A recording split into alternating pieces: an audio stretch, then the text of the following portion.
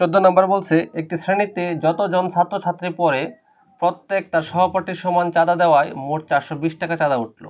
ওই শ্রেণীর ছাত্রছাত্রীর সংখ্যা কত? তাহলে ধরি ছাত্রছাত্রীর সংখ্যা সমান হচ্ছে এক্স। আচ্ছা, বলছে কি প্রত্যেকে তাদের কি সহপাঠীর সমান চাঁদা দেয়। তাহলে চাঁদা সমান হচ্ছে কি সহপাঠী সমান হচ্ছে কি মানে চাঁদা মানে সহপাঠী যতজন হবে চাঁদা তো ততজনই হবে। এখন দেখেন সহপাঠী কতজন, মনে করেন আপনার কাছে 10 জন ছাত্র আছে আপনি সহ, তার মানে কি আপনার সহপাঠী কতজন, আপনাকে বাদ দিতে হবে, বাদ দিয়ে কি 9 জন হচ্ছে আপনার সহপাঠী, ঠিক আছে না, আপনি সহ 10 জন, তার মানে প্রত্যেকে কি এক্স -1 মানে তাকে নিজেকে বাদ দিতে হবে, বাদ দিলে বাকি যারা আছে সবাই হচ্ছে তার সহপাঠী, ঠিক আছে। তাহলে এটা চাঁদার পরিমাণ। তাহলে প্রশ্ন মতে বলছে এতজন ছাত্রছাত্রী এতজন টাকা দেওয়ায় হয়েছে কত 420, তার মানে x গুণ x - 1 ইকুয়াল টু 420।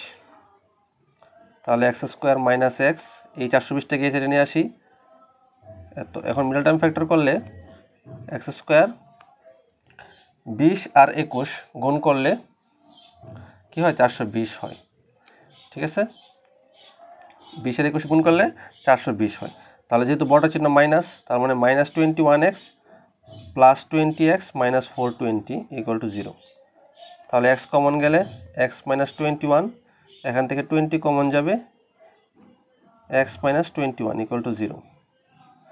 তাহলে x - 21 x + 20 = 0। তাহলে সুতরাং হয় x - 21 = 0 অথবা x + 20 = 0। তাহলে x = -21 ছিল +21, আর এটা হবে x = +20 ছিল -20। এখন x কি ধরছিলাম, x ধরছিলাম আমরা ছাত্রছাত্রীর সংখ্যা, তাহলে জনসংখ্যা কখনো মাইনাস হতে পারে না। তাহলে সুতরাং x = 21, এটা হচ্ছে আনসার, ঠিক আছে।